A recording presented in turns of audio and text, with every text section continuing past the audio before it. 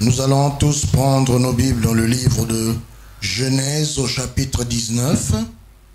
Nous allons lire les versets 1 jusqu'au verset 11. Genèse 19, versets 1 à 11. Les deux anges arrivèrent à Sodome sur le soir, et Lot était assis à la porte de Sodome. Quand Lot les vit, il se leva pour aller au-devant d'eux, et se prosterna la face contre terre. Puis il dit, « Voici, mes seigneurs, entrez, je vous prie, dans la maison de votre serviteur, et passez-y la nuit. Lavez-vous les pieds, vous vous lèverez le bon matin, et vous poursuivrez votre route. » Non, répondirent-ils, nous passerons la nuit dans la rue. Mais Lot les pressa tellement qu'ils vinrent chez lui et entrèrent dans sa maison. Il leur donna un festin et fit cuire des pains sans levain, et ils mangèrent. Il n'était pas encore couché que les gens de la ville, les gens de Sodome, entourèrent la maison, depuis les enfants jusqu'aux vieillards. Toute la population était accourue. Ils appelèrent Lot et lui dirent, « Où sont les hommes qui sont entrés chez toi cette nuit? Fais-les sortir vers nous pour que nous les connaissions. » Lot sortit vers eux à l'entrée de la maison et ferma la porte derrière lui, et il dit, « Mes frères, je vous prie, ne faites pas le mal. Voici, j'ai deux filles qui n'ont point connu d'homme. Je vous les amènerai dehors et vous les ferez ce qu'il vous plaira. Seulement, ne faites rien à ces hommes, puisqu'ils sont venus à l'ombre de mon toit. » Ils dirent, « Retire-toi. » Ils dirent encore, « Celui-ci est venu comme étranger et il veut faire le juge. Eh bien, nous te ferons pique à eux. » Et pressant Lot avec violence, ils s'avancèrent pour briser la porte. Voilà donc, vous pouvez continuer jusqu'au verset 11. L'étude de la prédication de ce jour, c'est ce que nous allons rapidement appeler ce que disent les Écritures saintes sur l'homosexualité. Ce que disent les Écritures saintes sur l'homosexualité. Un privilège avait été accordé à Lot lorsque les bergers de ses troupeaux se sont chamaillés avec les bergers des troupeaux de son oncle Abraham.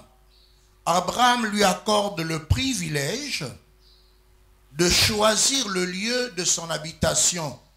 Abraham lui dit que tu es déjà devenu mature et grand, mon neveu. Si tu vas à gauche, j'irai à droite.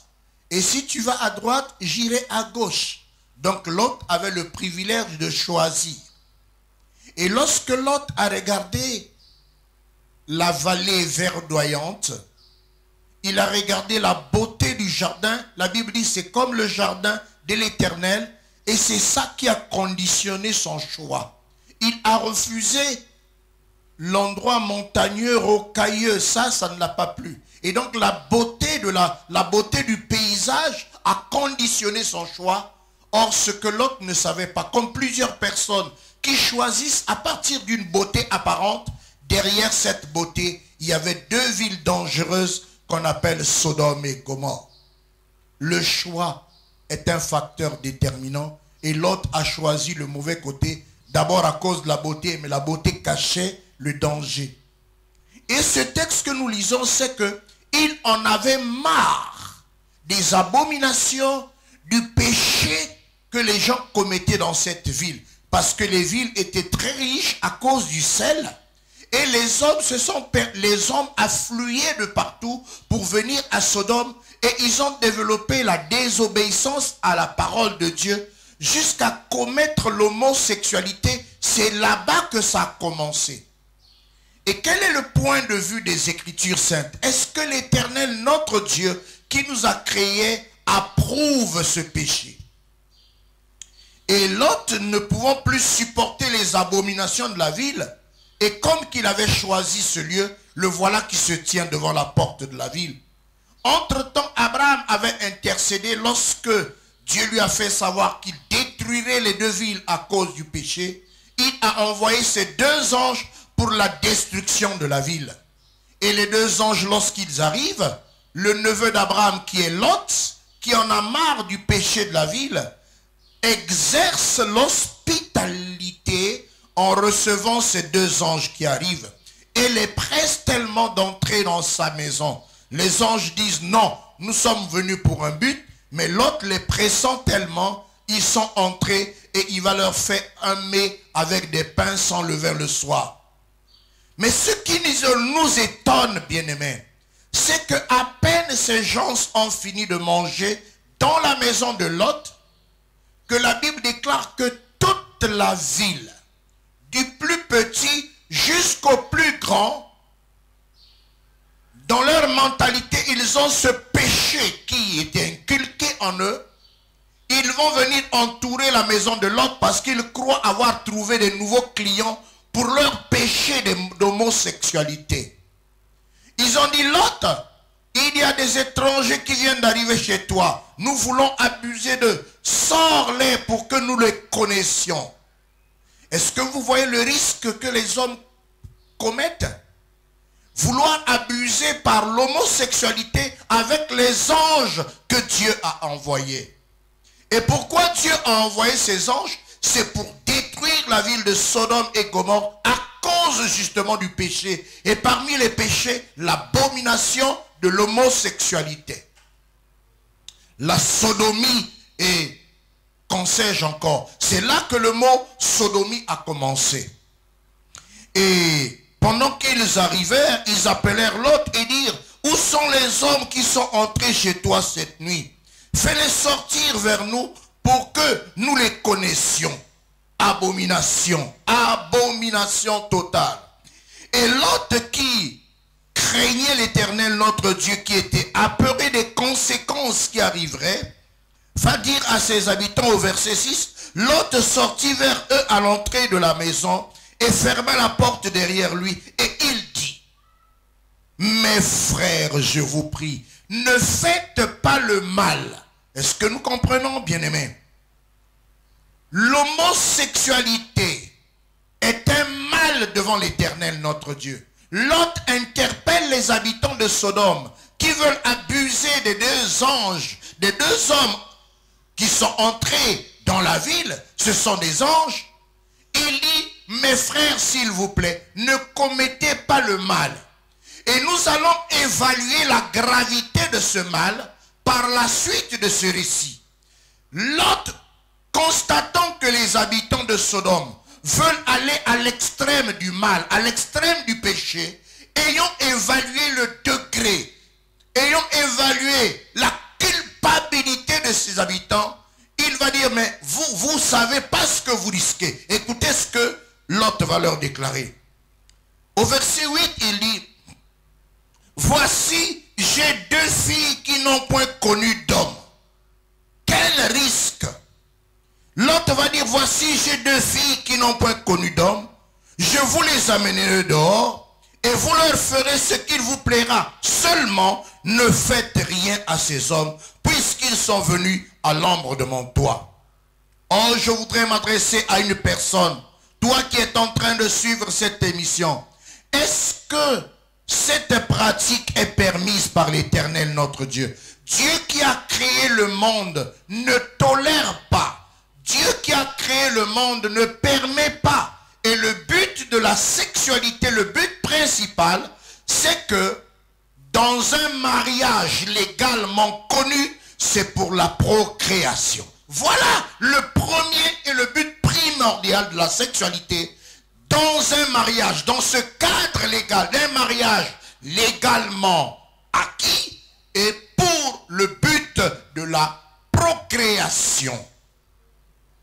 Alors, mais voilà que les hommes sont maintenant lancés dans des désirs exagérés, commettant des choses que Dieu n'a pas permises. Nous allons prendre un deuxième texte, s'il vous plaît, dans le livre de Romains, chapitre 1. Romains, chapitre 1, verset 18, jusqu'à ce que nous allons nous arrêter. Nous allons lire et voir ce que l'Éternel, comment l'Éternel, notre Dieu, qualifie ce genre de choses. La colère de Dieu se révèle du ciel contre toute impiété et toute injustice des hommes qui retiennent injustement la vérité captive. Dieu est irrité, il est en colère. Pourquoi? Car ce qu'on peut connaître de Dieu est manifeste pour eux, Dieu le leur ayant fait connaître. En effet, les perfections invisibles de Dieu, sa puissance éternelle et sa divinité se voient comme à l'œil depuis la création du monde. Quand on les considère dans ses ouvrages, ils sont donc inexcusables. Puisque ayant connu Dieu, ils ne l'ont point glorifié comme Dieu et ne lui ont point rendu grâce, mais ils se sont égarés dans leurs pensées. Et leur cœur, sans intelligence, a été plongé dans les ténèbres. Voilà ce que disent les Écritures. Se vantant d'être sages, ils sont devenus fous. L'Éternel, notre Dieu, qualifie ceux qui pratiquent ce genre de choses de fous. Et qu'est-ce que le Seigneur va dire? Et ils ont changé la gloire du Dieu incorruptible en image représentant l'homme corruptible, des oiseaux, des quadrupèdes et des reptiles. C'est pourquoi Dieu les a livrés à l'impureté. C'est Dieu qui livre à l'impureté selon les convoitises de leur cœur, en sorte qu'ils déshonorent eux-mêmes leur propre corps. Eux, lesquels, nous allons le dire, eux qui ont changé la vérité de Dieu en mensonge et qui ont adoré et servi la créature au lieu du Créateur qui est béni éternellement. Amen. C'est pourquoi Dieu les a livrés à des passions infâmes, car leurs femmes ont changé l'usage naturel en celui qui est contre nature. Et de même, les hommes, abandonnant l'usage naturel de la femme, se sont entraînés dans leurs désirs les uns pour les autres, commettant homme avec homme des choses infâmes.